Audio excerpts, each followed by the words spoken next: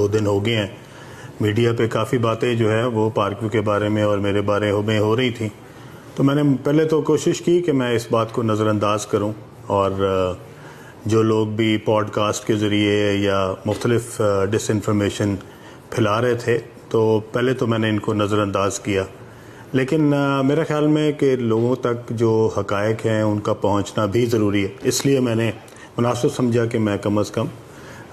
پاکستان کے لوگوں کو یہ بتا سکوں کہ اصل حقائق کیا ہے۔ سب سے پہلی بات تو میں آپ کو پارک ویو لاہور کے بارے میں بتا دوں۔ پارک ویو لاہور جو ہے یہ پروجیکٹ جو کہ ریور ایج کے نام سے تھا، یہ 2006 میں بنایا تھا، اور اس کے مالکان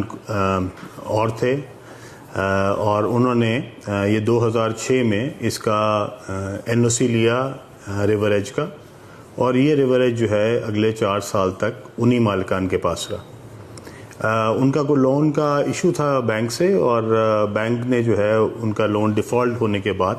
اس کو ریپوزیس کر لیا، اور اس کے بعد اس کی ڈگری ہوئی کورٹ سے، اور وہ بینک نے فروخت کے لیے جو ہے وہ اس کو مارکیٹ میں لے آئے۔ میں نے یہ بینک سے خریدا 2010 میں، اور 2010 میں میں کسی حکومت میں نہیں تھا، 2010 میں اپوزیشن میں تھا، اور 2010 میں جب میں نے یہ خریدا تو اس کی تمام تر NOCs، وہ LDA کی ہو، واسا کی ہو، وابڈا کی ہو، سوئی گیس کی ہو، وہ تمام تر NOCs جو ہیں اس کے ساتھ میں نے یہ خریدا تھا پروجیکٹ، اور یہ ریور ایج کے نام سے تھا، اور اس کے بعد میں نے اس کو اپنے برانڈ کے پارک ویو کے نام سے اس کو جو ہے وہ کنورٹ کیا، اور الحمدللہ 2010 سے لے کے 2025 تک پچھلے 15 سال میں یہ ایک بہت ہی سکسیزفل، بہت ہی خوبصورت، بہت ہی اچھا پروجیکٹ ہے، جو کہ ہزاروں کی تعداد میں ممبران کو بہترین جو سہولیات ہے وہ فراہم کر رہا ہے۔ جو لوگ یہاں پہ رہتے ہیں ان کو بھی اس کا اندازہ ہے، اور جو لوگ یہاں پہ اپنے دوستوں کو، عزیزوں کو ملنے آتے ہیں ان کو بھی اس بات کا اندازہ ہے۔ 2010 سے یہ پروجیکٹ جو ہے وہ 2025 تک، اس میں 2022 میں یہ فرق آیا کہ اس کی جو اپروولز تھی وہ ایک اتھارٹی جو کہ LDA ہوا کرتی تھی اس میں تبدیلی آئی، اور 2022 میں اس کو ایک نئی اتھارٹی بنائی گئی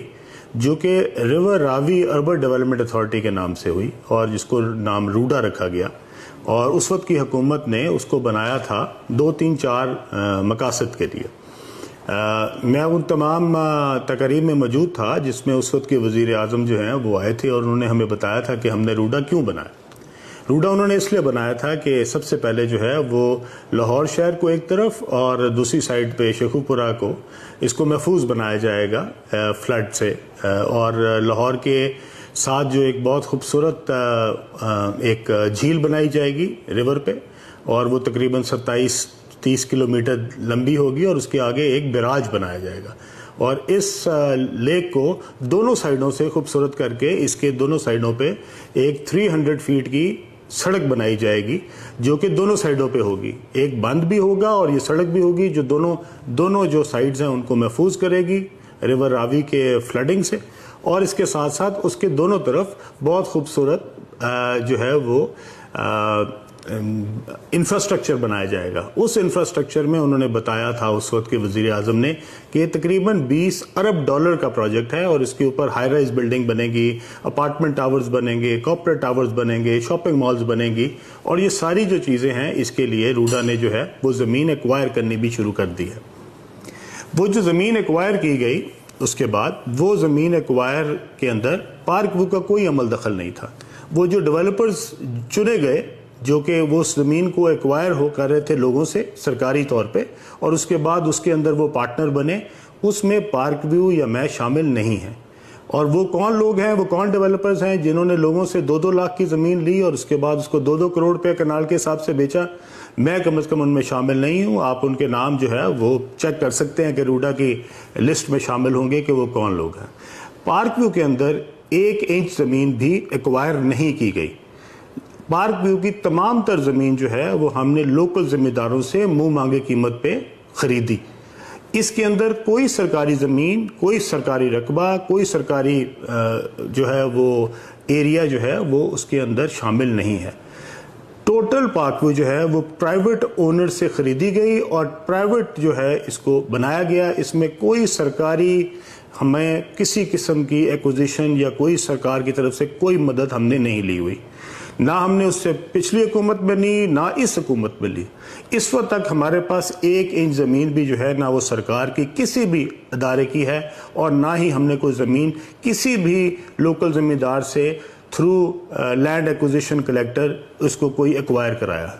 جو زمینیں ایکوائر ہوئی ہیں وہ پچھلے زمانے میں ہوئی تھیں، ان کے اگینسٹ کیا کام ہوا، وہ کیوں ایکوائر کی گئی، لوگوں کو، زمینداروں کو کیوں کم پیسے دیے گئے، اور ان کو کیوں مہنگی قیمت کے اوپر بیچنے کے لیے روڈا نے آگے پرائیویٹ ڈیولپرز انگیج کیے، اس کا میرے پاس کوئی جواب نہیں ہے۔ لیکن جو فیکٹس ہیں وہ یہی ہیں۔ اب اس کے بعد جبکہ ایک روڈا بنتی ہے جس کا نام ہی ریور راوی اربن ڈیولپمنٹ اتھارٹی ہے،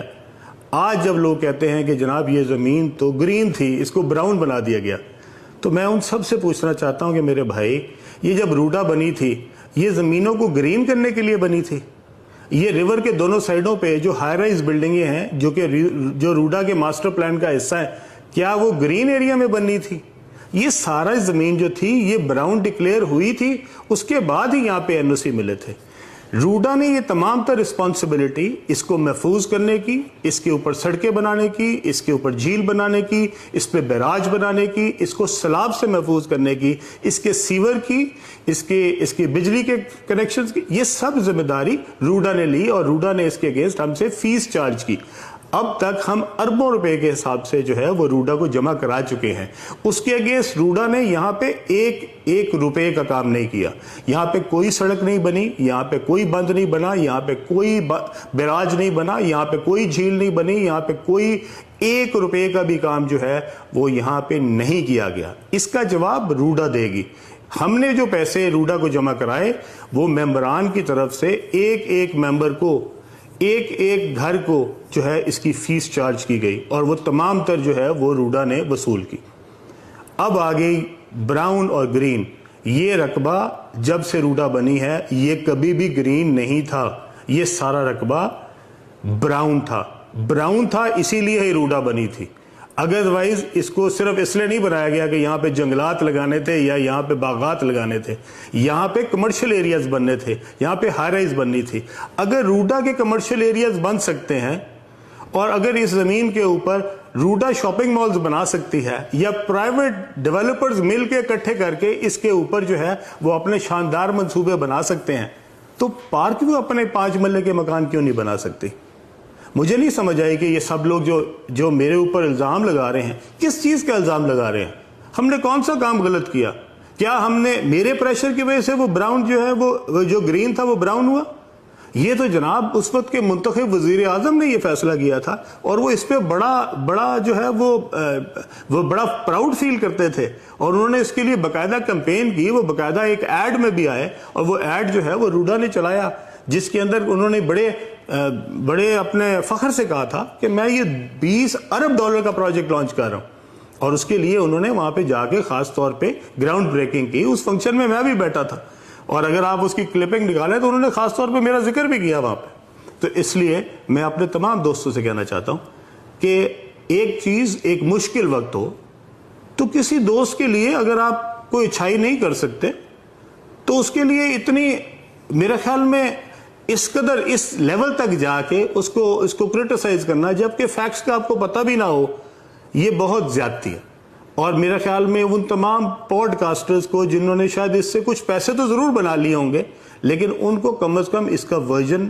اس کے بارے میں حقائق، اس کے بارے میں تمام تر جو معلومات ہے وہ پہلے لینی چاہیے تھی، پوڈ کاسٹ بعد میں کرنا چاہیے تھا، اور بتانا چاہیے تھا کہ یہ معلومات ہمیں پارک ویو سے ملی ہیں، لیکن اس کے باوجود ہمارے خیال میں یہ کام غلط ہے۔ اور مجھے کوئی اعتراض نہیں اگر آپ کا پوڈ کاسٹ جو ہے وہ اس بہانے آپ کو کوئی 4 پیسے زیادہ دے دیتا ہے کہ جس میں علیم خان کو ٹارگٹ کر گیا ہے، تو اللہ آپ کو مبارک کرے۔ میرے اوپر کوئی کسی گورنمنٹ کا کوئی احسان نہیں ہے، نہ پچھلی حکومت کا نہ اس حکومت کا۔ میں نے کوئی چیز ارریگولر نہیں کی، میں نے پچھلی حکومت سے بھی کوئی ناجائز فائدہ نہیں اٹھایا، نہ اس حکومت سے اٹھایا۔ ایک سوسائٹی جو میں نے این او سیز کے ساتھ خریدی تھی، اگر اس کی اتھارٹی چینج ہوئی، وہ ایل ڈی اے سے روڈا میں گئی، تو میں نے دوبارہ اپلائی روڈا کو کیا، اور جو روڈا نے اس کے اوپر اپروول دی ہے وہ تمام تر واجبات لے کے، تمام تر فیسز لے کے، تمام تر اپنے پروسیجر اڈاپٹ کر کے، تمام اونرشپ ٹائٹل دیکھنے کے بعد دی ہے.